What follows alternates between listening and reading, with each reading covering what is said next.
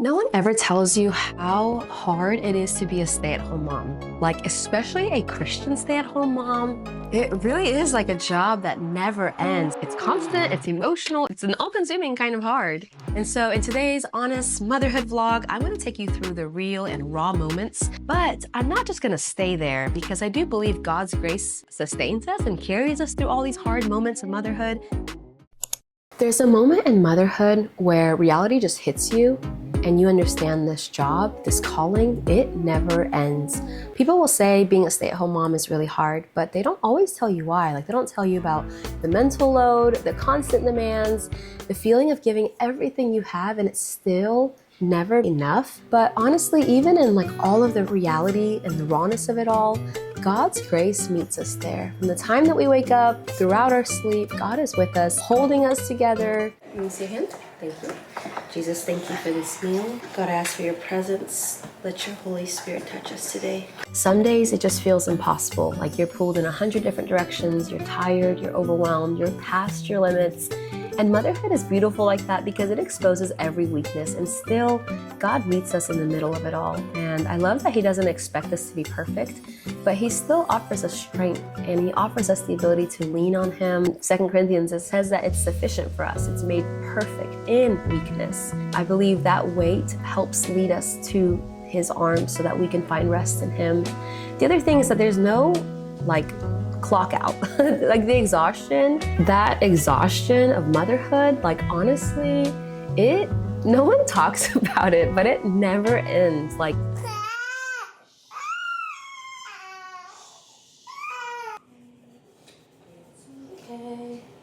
it's okay, it's okay, you're okay, buddy, it's all right. Oh my goodness. From the moment that the kids wake up to when they go to bed, your brain is on. Like, you're thinking about all the demands you have. You're constantly going, constantly giving, and pouring out and pouring out. Oh my goodness, you're almost done. Oh, you're almost done. And it's a different kind of exhaustion because it's not just physical, like mentally, spiritually, emotionally, it just really can take a toll on you. And a lot of it is just like those unseen exhaustions. Like, it almost feels like you're running on empty. And I love how Isaiah 40:29 reminds us that he gives strength to the weary and he increases the power of the weak. If you don't know this verse, memorize it, make it your lifeline, because it's really empowering to know that he will increase that power and that strength when we are weak.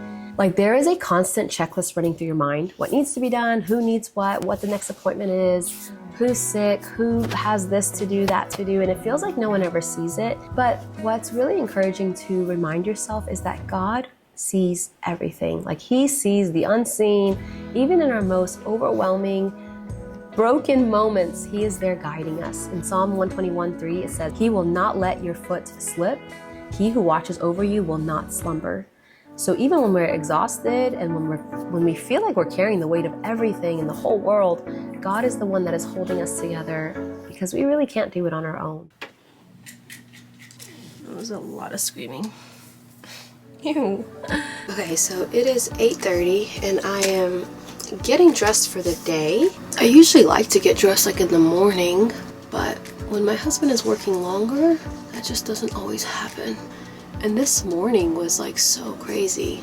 I don't know what was going on. I think everyone's just really tired. Another thing is just like the loneliness and the isolation. Like, being a stay-at-home mom can feel so isolating. Like, you spend all day with your kids and like your brain is in like baby and toddler conversation mode. So mommy's gonna put my makeup on, get dressed. Yeah, but I'm gonna behave myself because I'm gonna get some new toys. And really, like, your heart longs for those adult conversations and just connections and fellowship with other women. And so I encourage you, if you are a Christian mom and you don't belong to a church body, find yourself one that shares the values of the Bible and shares your convictions, because you really do need other women and other moms. We were not called to just be moms at home, listening to toddler language and never connecting with other women or older women that are running after Jesus and helping us come along. God promises in Psalm 68:6, God sets the lonely in families.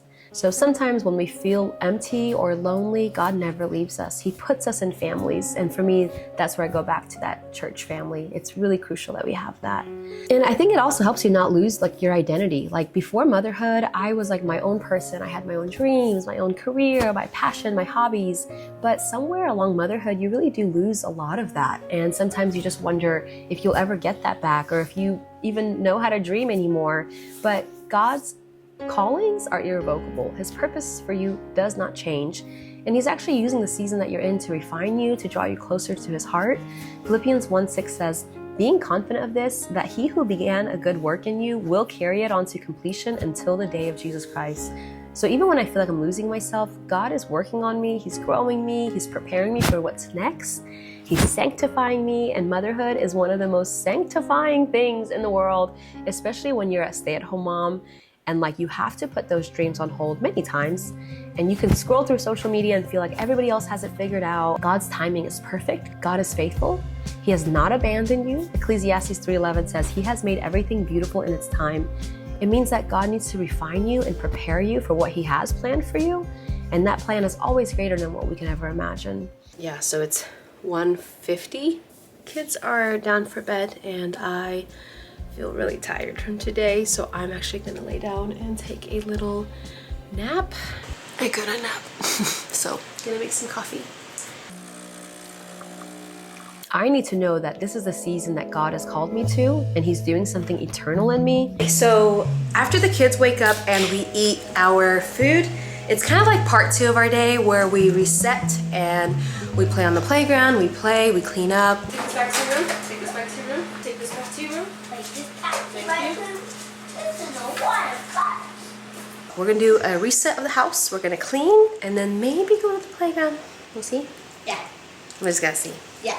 In all these little refining moments, like there are so many moments throughout the day that nobody sees. The tantrums, the tears, the hugs, the endless cycles of cleaning, feeding, comforting.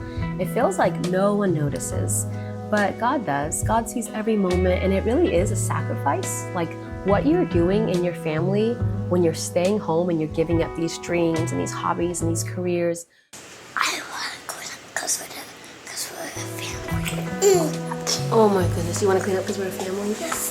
You are the sweetest little buddy. I love you. All right, we're gonna clean up this mess. Hi, it's me, Makaya. Oh my gosh. You may feel unseen, but you're so valuable to God. He sees you, and he knows the heart behind your service, every act of service that you make for your family. Another thing that's really neat is learning how to stretch my capacity of serving, of giving, of laying down my life, even when I don't want to. Like, am I showing the example of Jesus even when it's hard? Because sacrifice, they cost you something. And when you're a stay-at-home mom, that costs. But you don't see that investment now always. You don't always see the fruit now. I'm gonna give it a couple more days. All right, back inside. It is 6:13. Another thing stay-at-home moms get is like, they don't get a break. Hi, sweetie. Hi, how y'all doing? Good. We're eating popsicles. Oh, those look delicious. Yeah. Say hi. Say hi, Dada. Hi, buddy. When I chose to be a stay-at-home mom, like my task is what's in front of me at home. And for me to get out, even something simple like alone to the gym or whatever, I have to actually create a very intentional setup. But it's really a time where you get to rely on God to give you that new strength and to get creative with your self-care, to get creative in how you can still receive life from Jesus, whether that means even more sacrifice with waking up early or utilizing naps, or with your children, learning how to pursue Jesus alongside them. Isaiah 40:31 says, those who hope in the Lord will renew their strength. They will soar on wings like eagles. They will run and not grow weary. They will walk and not be faint. So to every new mom, every weary mom, every mom who's wondering if this gets easier, you really aren't alone. God sees you and loves you, and he's with you in every moment. And even though this job really never ends, his strength is always available. And so whenever you feel like extremely overwhelmed or like you've given your all, you've done everything you could, and you're just like so worn out or so irritable or just like zapped, like you're depleted, you're drained, and you can't find his presence, I actually just recorded a whole video about like self-care and addressing those issues of like feeling overwhelmed, feeling tired, feeling guilty, and why Christian moms have a hard time going out and taking time to self-care. And especially as a stay-at-home mom, if you don't self-care regularly, I really encourage you to watch this video. I will post it right over here. I go through different ways of free self-care, different ways of biblical thoughts about self-care, and I think that it would really bless you. So check this out, but in the meantime, you really are doing more than you realize. Like, you are shaping generations, you are leaving legacies. You have no idea what's to come by simply how faithful you are mothering today. And so that, my sister, is awesome, and you are doing more than enough. So thank you for watching this video. Hit the subscribe button, get thumbs up, whatever. Come and join me. I can't wait to see you again. Bye.